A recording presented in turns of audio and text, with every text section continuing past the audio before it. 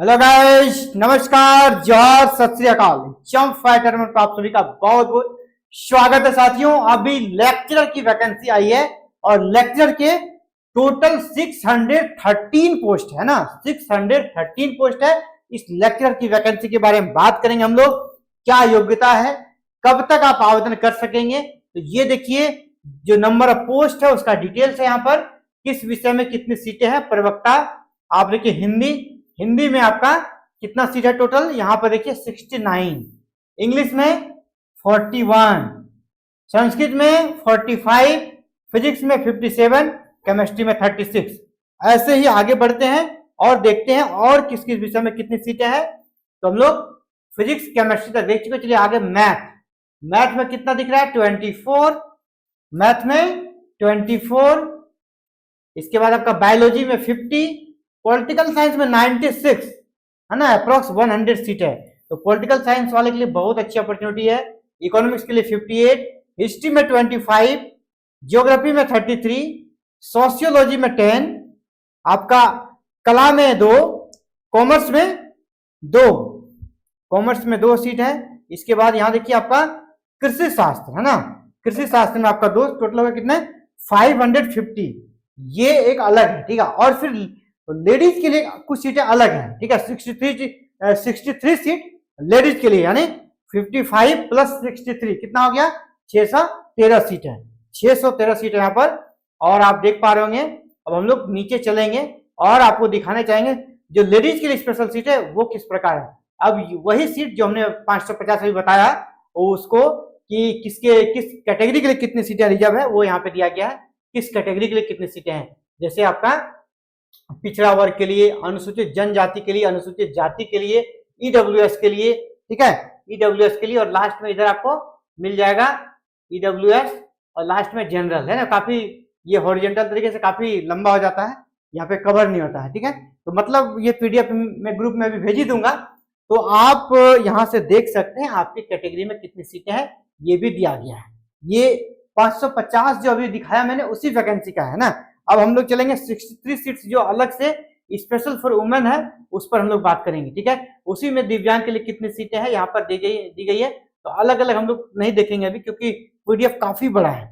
अभी हम लोग एक एक चीजों को देखेंगे ना, काफी लंबा वीडियो बन जाएगा। अब ये देखिए प्रवक्ता संवर्ग महिला शाखा है ना, ये स्पेशल फॉर लेडीज के लिए सीट है, यहाँ पर जेंट्स का सीट नहीं है। इसमें आप देखिए हिंदी में 2 सीट है, इंग्लिश में 13, फिजिक्स में 7, आपका केमिस्ट्री में 2, मैथ में 5, जीव विज्ञान बायोलॉजी में 2।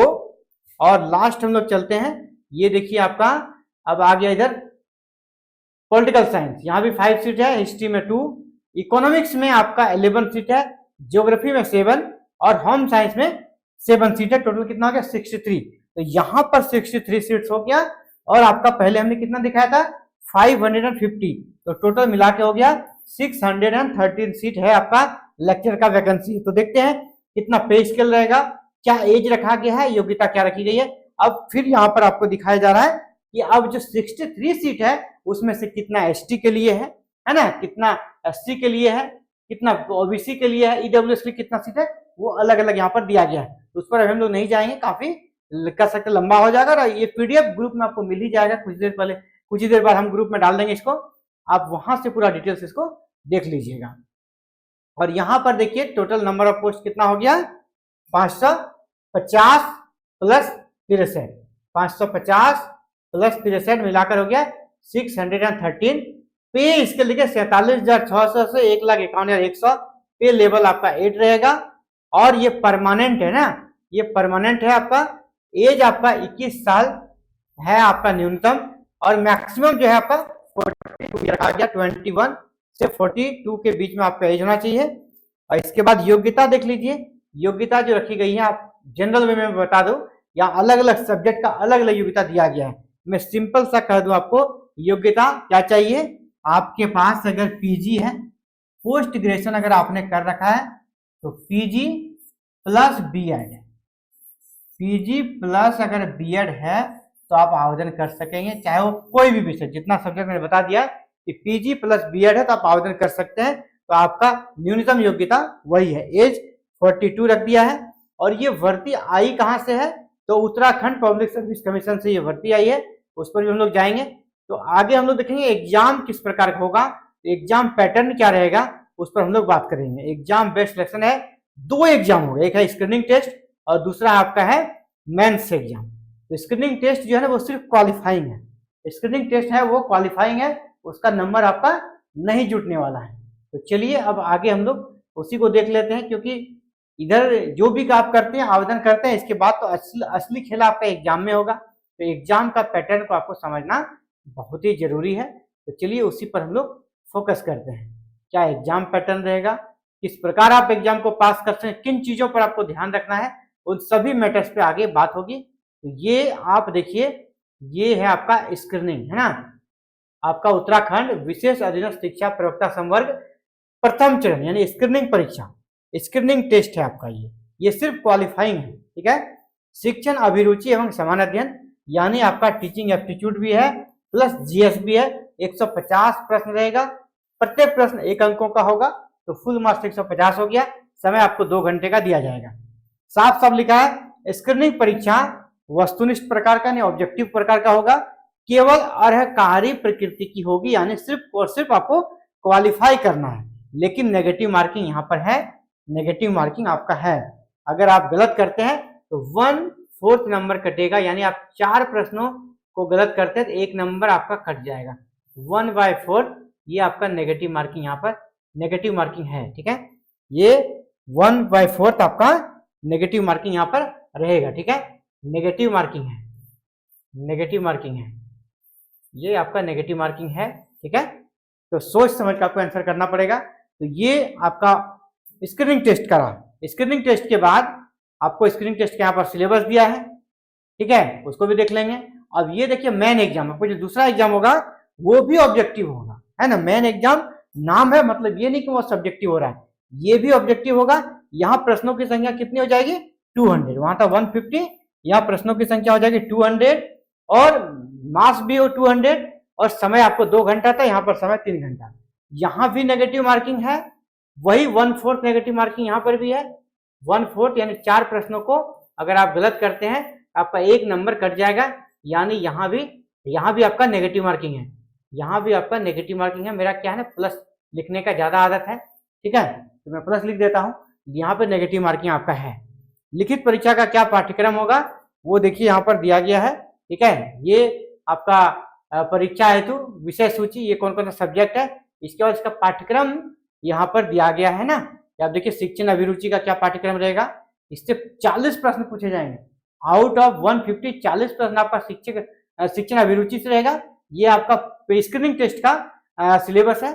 इसी प्रकार जब आप आगे बढ़िएगा तो इसमें आप जीके वाला जो सिलेबस है वो यहाँ पर दिया गया है, और फिर आगे बढ़िएगा तो आपका मेंस वाले एग्जाम का सिलेबस दिया गया है, ठीक है। ये सिलेबस है आपका। तो सिलेबस आपने देख लिया और कौन कौन सा सब्जेक्ट है ये भी आपने देख लिया। अब हम लोग देखेंगे कि आपका ये जो डेट है, डेट कब तक है, ऑनलाइन आवेदन करने का डेट कब तक है वो जरूरी है ना। हम लोग डेट पे आते हैं, ये डेट कब तक है। तो ये देखिए एक लेटर इश्यू हुआ आपका, ये लेटर आपका 6 मार्च को इश्यू हुआ है। इस लेटर को आप देख रहे होंगे, है ना, उत्तराखंड लोक सेवा आयोग हरिद्वार से 6 मार्च को ये लेटर इश्यू हुआ है। हालांकि इसका आवेदन नवंबर में ही होना था और डेट इसका क्लोज हो गया था, लेकिन जो आपके उत्तराखंड के फ्रीडम फाइटर थे, उत्तराखंड आंदोलन से जुड़े हुए जो लोग थे, उनके लिए यहाँ पर समुचित व्यवस्था इस पिछले ऑनलाइन आवेदन में नहीं थी, है ना, उनके लिए पोर्टल को फिर से यहाँ पर रीओपन किया गया है और इसी के बहाने आप सभी आवेदन कर सकते हैं ना। अदर लोग भी आवेदन कर सकते हैं, कोई दिक्कत नहीं है।